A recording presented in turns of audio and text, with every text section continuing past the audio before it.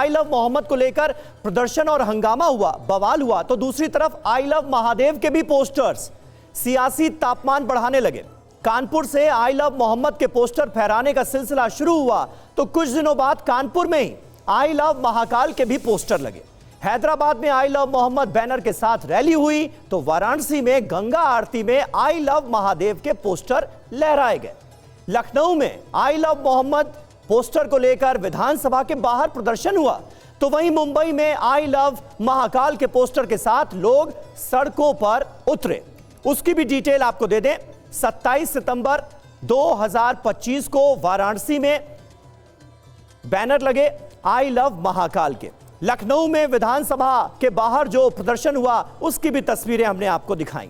I love Mohammad poster विवाद पर आम आदमी पार्टी के सांसद संजय सिंह ने कहा कि किसी भी धर्म के पोस्टर पर कोई विवाद होना नहीं चाहिए। वहीं समाजवादी पार्टी के वरिष्ठ नेता अबू आजमी ने कहा कि सभी लोग अपने भगवान से प्यार करते हैं।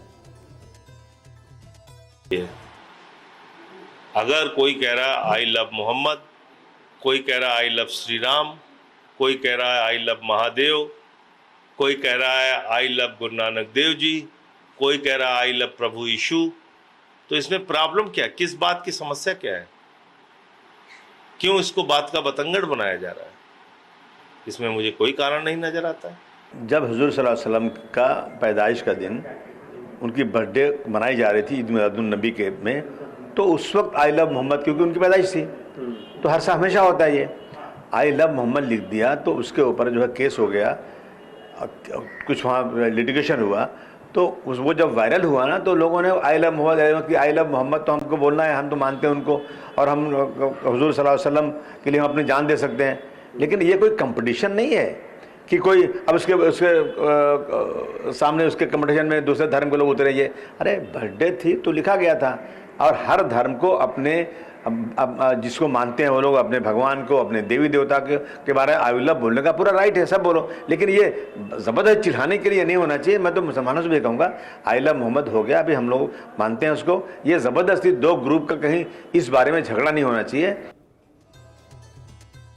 तो सुना आपने जी जी जी हाँ कि एक चीज़ से तो मुझे ठीक लग रहा है, अच्छा लग रहा है कि कम से कम जो है वो आज जो है वो अपनी आस्था को लेकर के, अपनी जो है वो ईमान को लेकर के लव की बात हो रही है, लव जिहाद की बात नहीं हो रही है।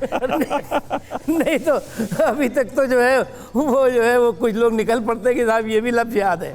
तो चलो लव जिहाद भी दिख रहा है तो वो भगवान के लिए, खुदा के लिए, अल्लाह के लिए, मोहम्मद साहब के लिए, हुजूर के लिए आ रहा है तो वो कोई बुराई नहीं है। हाँ। लेकिन मेरा फिर कहना है कि मैंने कहा आस्था के नाम पर अंधाधुंध उद्दंडता नहीं होनी चाहिए। हाँ। लव के नाम पर हेट का हॉरर शो नहीं होना चाहिए, हंगामा नहीं होना चाहिए। सही बात है, सही बात है। और कौकब मुश्तबा साहब हमारे साथ मौजूद हैं, उलेमा फाउंडेशन के अध्यक्ष हैं। आजकल लोग कहने लगे हैं मुश्तबा साहब की नफरत से डर नहीं लगता साहब, प्यार से लगता है। प्यार को लेकर ज्यादा बवाल हो रहा है। और आप देखिए कि इन दोनों ही नारों में कितने खूबसूरत नारे या स्लोगन कह लीजिए, आई लव मोहम्मद हो या आई लव महाकाल हो, उसको लेकर फसाद हो रहा है। तो क्या ये मजहबी रहनुमाओं की भी जिम्मेदारी कहीं ना कहीं बढ़ाता नहीं है कि जब एक कम्युनिटी पर ये आरोप लगे, ये कहा जाए कि भाई ये गुमराह हो रही है, भड़काकर लोग सड़कों पर उतर आ रहे हैं और उसको लेकर बवाल हो जा रहा है, ऐसी बातों पर बवाल हो जा रहा है जिसका कोई मतलब नहीं है, कोई मायने नहीं, कैसे देखेंगे आप? औज़ु बिल्लाहि मिनश शैतानिर रजीम, बिस्मिल्लाहिर रहमानिर रहीम। भारत में हिंदू मुसलमान एक साथ रहते चले आए हैं और एक साथ चलते चले आए हैं। ये किसी पे इल्ज़ाम कि वो सियासत या वो समाज या वो बरादरी, ये सब हमारे इल्ज़ामात रहते हैं और ये हमें अपने मफाद के लिए करना रहता है। सारे शो में जो इब्तदा हुई नकवी साहब से और उसके बाद मुसव्विर आलम ने जो चौपाई पढ़ी है, इसने पूरी भारत नहीं पूरी दुनिया के सामने एक तस्वीर पेश कर दी कि हमारा भारत कैसा है और कैसा होना चाहिए। मैं जानता भी नहीं इस बच्चे को कौन है क्या है, लेकिन इतना ज़रूर है कि ये 60-60, 65-65 बरस के जो नफ़रत की दुकानें खोल के नफ़रत फैला रहे हैं, इस 10 बरस के बच्चे से सबक लिखना और सीखना चाहिए। ये 10 बरस का बच्चा कैसा सबक और कैसा दर्ज दे रहा है। जी, कुरान मजीद में सब लिखा हुआ है, बरेली के मौलाना हो या बनारस के, इलाहाबाद के मौलाना हों या हैदराबाद के, लखनऊ के मौलाना हों या दिल्ली के, ये सब जानते हैं कि कुरान में लिखा हुआ है कि अल्लाह की रस्सी को मजबूती से पकड़ो, एक साथ चलो। लेकिन अल्लाह की रस्सी को मजबूती से नहीं पकड़ते हैं, बल्कि उस रस्सी में अपनी अपनी रस्सियाँ जोड़ के बजाय उसको चलाने के उसे तोड़ते हुए नज़र आते हैं। बग़ैर इसके दुकान नहीं चलती है। भगवान राम ये सबके हैं, सबके रहेंगे। किसी के न मानने से भगवान राम का जो मनसब है, जो दर्जा है, वो ख़त्म नहीं हो सकता है अगर मैं इनकार कर दूं। इसी तरीके से हज़रत मोहम्मद मुस्तफ़ा के इनकार करने से वो रसूल रहेंगे, वो अल्लाह के भेजे हुए नबी रहेंगे, उनको कोई ख़त्म नहीं कर सकता है। और अभी 27 तारीख़ में सभी की जानकारी में है, तालकटोरा स्टेडियम से इसकी इतनी मजबूत आवाज़ उठी है जो पूरी दुनिया में गई है कि हिंदुस्तान में गंगा जमुना तहजीब कायम है, कायम रहेगी। लेकिन आप कह रहे हैं कि भगवान राम जो हैं वो अल्लाह के भेजे हुए नबी हैं, इस पर कई मौलानाओं को, मुफ्तियों को, उलेमाओं को एतराज़ हो जाएगा। श्री कृष्ण जी के बारे में भी एतराज़ होता है, समझे, लेकिन कुरान मजीद में इरशाद होता है कि हमने ज़मीन के किसी भी खित्ते को अपने नबी पैगंबर इमाम से खाली नहीं रखा है। पूरी दुनिया में उसने हादी भेजे हैं, किस तरीक़े से भेजे हैं ये मुल्ला को रद्द करने और काटने की ज़रूरत नहीं है, वो उसके इल्म में है कि उसने कहाँ कहाँ भेजे हैं। तो हर जगह उसके हादी, रहनुमा, लीडर आए हैं।